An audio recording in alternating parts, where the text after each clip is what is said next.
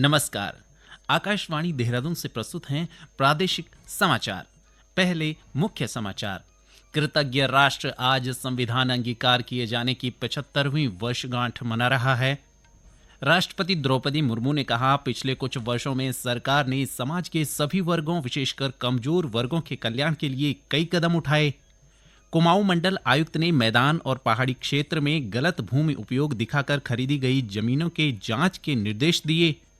और हरिद्वार जिले के विकास के लिए प्राथमिकता के आधार पर 8 करोड़ 88 लाख रुपए के प्रस्ताव पारित किए गए हैं।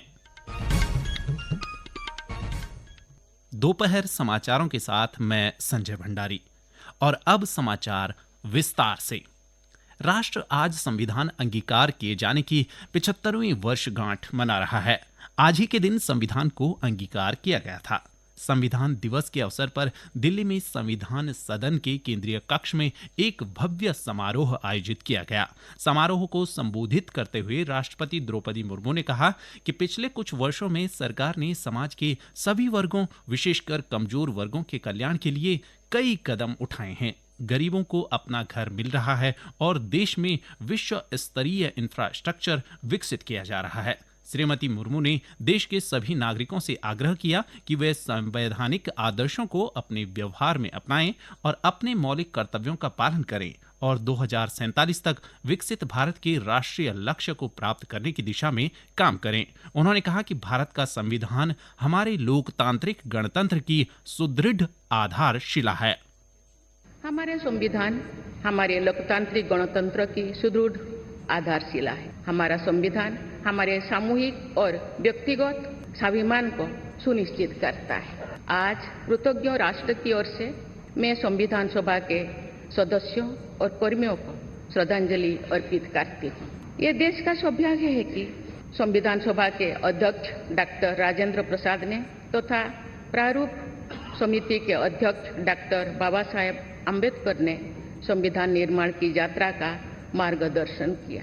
बाबा साहेब अम्बेडकर ने प्रगतिशील और समावेशी सोच की छाप हमारे संविधान पर अंकित किया है। संविधान सभा में बाबा साहेब के ऐतिहासिक संबंधों से ये तथ्य स्पष्ट होता है कि भारत लोकतंत्र की जननी है।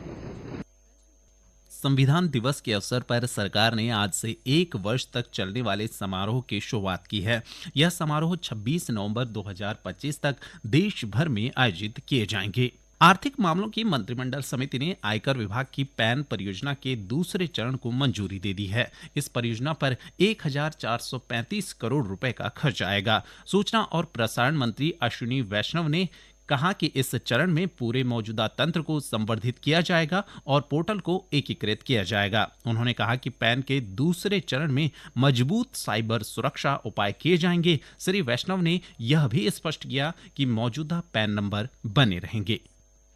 National mission on natural farming, प्राकृतिक खेती के लिए एक नेशनल मिशन का फैसला लिया गया। ये एक पाथ ब्रेकिंग फैसला है क्योंकि हम सब जानते हैं कि हमारे देश में एक बड़ी रिक्वायरमेंट है जो किसानों की जमीन है, भूमि है, मिट्टी को स्वस्थ रखने की और केमिकल रहित प्रोडक्ट से इंसानों को स्वस्थ रख। इसीलिए ये एक बहुत महत्वपूर्ण फैसला लिया गया है। इसमें केमिकल फ्री और सस्टेनेबल फार्मिंग एक मिशन के तौर पे लिया जाएगा और 1 करोड़ किसानों को इसमें कवर किया जाएगा। और बहुत ध्यान रखा जा रहा है कि जो विलिंग फार्मर्स हैं, जो विलिंग पंचायत हैं, उनको आगे लाए और एक प्राकृतिक खेती के लिए जो इकोसिस्टम चाहिए वो इकोसिस्टम पूरा तैयार हो जाए, वैसी व्यवस्था इसमें मिशन में की जाए। कुमाऊं कमिश्नर दीपक रावत ने मैदान और पहाड़ी क्षेत्र में गलत भूमि उपयोग दिखाकर खरीदी गई जमीनों के जांच के निर्देश दिए हैं। गलत तरीके से हो रही भूमि खरीद फरोख्त के संबंध में नैनीताल जिले के सर्किट हाउस काठगोदाम में आयोजित बैठक में श्री रावत ने सभी नगर आयुक्त, उप जिलाधिकारी और तहसीलदारों को जांच के निर्देश दिए। उन्होंने कहा कि कुमाऊं मंडल में 250 से अधिक जमीनों के ऐसे मामले आए हैं जिनका लैंड यूज गलत पाया गया है। पूर्व में रामगढ़ क्षेत्र में लैंड यूज गलत दिखाकर एक जमीन खरीदी गई थी, जिसको प्रशासन ने अपने अधीन कर लिया है। ऐसे कई मामले हैं जिन पर जांच की जा रही है। कुमाऊं कमिश्नर ने कहा कि जिन जमीनों का इस्तेमाल राज्य में निवेश के लिए किया जाना चाहिए था, यदि उनका इस्तेमाल गलत हो रहा है तो वह जमीन राज्य सरकार के अधीन चली जाएगी। ये समाचार आप आकाशवाणी देहरादून से सुन रहे हैं।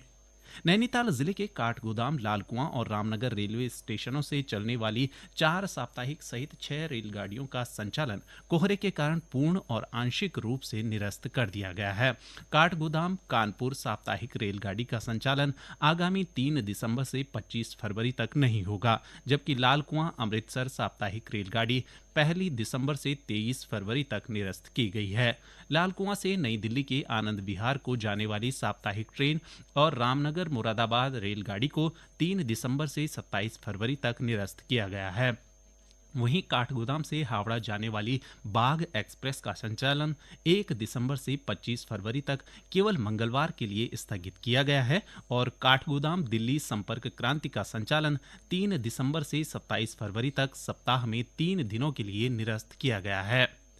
उत्तरकाशी जिले में जल जीवन मिशन के तहत पेयजल योजनाओं के लिए वन भूमि की स्वीकृति के लंबित प्रकरणों को 1 सप्ताह के भीतर निस्तारित करने के निर्देश दिए गए हैं। जल निगम और जल संस्थान के अधीक्षण अभियंता इस काम को व्यक्तिगत तौर पर देखेंगे।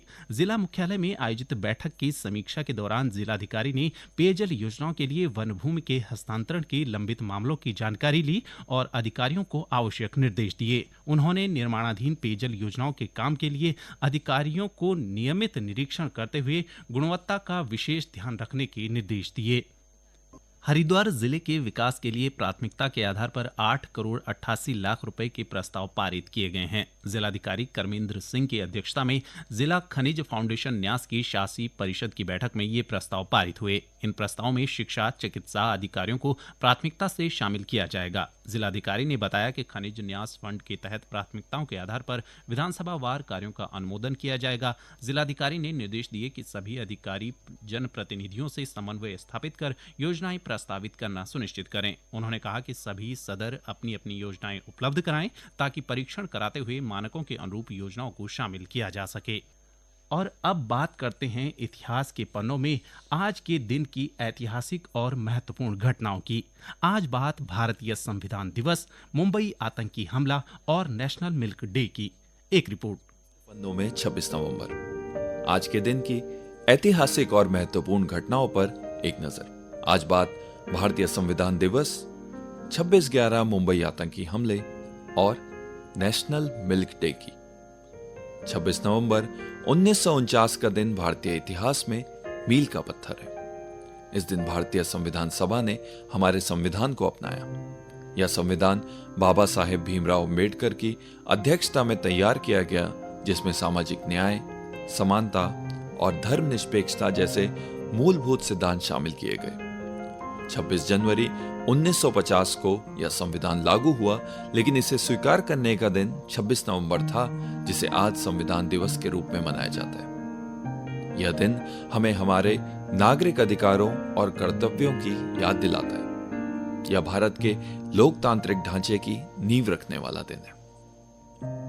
26 नवंबर 2008 भारतीय इतिहास का एक दर्दनाक दिन है। इस दिन मुंबई शहर पर आतंकवादियों ने समन्वित हमले किए, जो 3 दिन तक चले। Taj hotel, Oberoi hotel, CST railway station और नरीमन हाउस जैसे स्थान इस हमले के केंद्र में थे। इस हमले में 166 लोगों की जान गई और सैकड़ों घायल हुए। NSG कमांडो और मुंबई पुलिस ने वीरता का परिचय देते हुए कई लोगों की जान बचाई और आतंकवादियों को खत्म किया। इस दिन को हम न केवल शोक के रूप में याद करते हैं, बल्कि उन नायकों को भी सलाम करते हैं जिन्होंने अपनी जान जोखिम में डालकर देश की सुरक्षा सुनिश्चित की। आज का दिन यानी 26 नवंबर नेशनल मिल्क डे भी है, जो डॉक्टर वर्गीस कुरियन की जयंती के उपलक्ष्य में मनाया जाता है। उन्हें भारत में श्वेत क्रांति का जनक कहा जाता है। उनके नेतृत्व में भारत दुनिया का सबसे बड़ा दूध उत्पादक देश बना।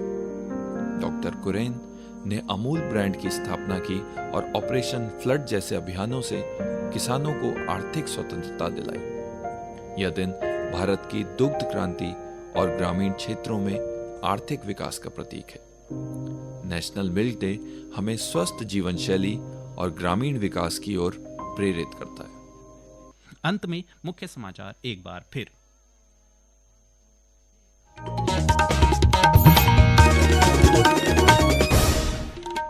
कृतज्ञ राष्ट्र आज संविधान अंगीकार किए जाने की 75वीं वर्षगांठ मना रहा है।